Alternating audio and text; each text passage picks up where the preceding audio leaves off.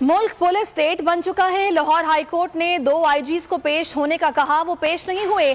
बाबर अवान ने हकीकत बयान कर दी। बोल न्यूज के प्रोग्राम तज्जिया में गुफ्तगू करते हुए कहा कि पुलिस का अदलिया के साथ ऐसा सुलूक कभी नहीं देखा। मुल्क में कानून गरीब और दूसरा अमीर के लिए है।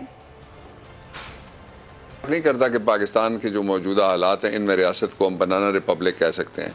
ये this is a police state right now. तो सबसे बड़ी अदालत है जो कॉन्स्टिट्यूशनल वो उसकी डोमेन है सारी की सारी, वो ये कहती है कि मेरे पास पेश हो जाओ।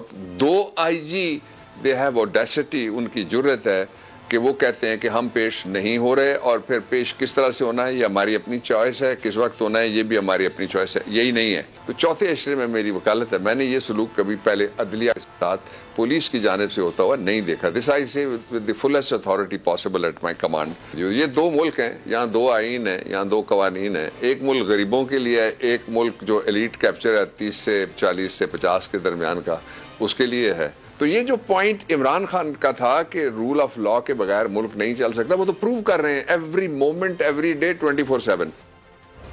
खबरों का सिलसिला जारी है।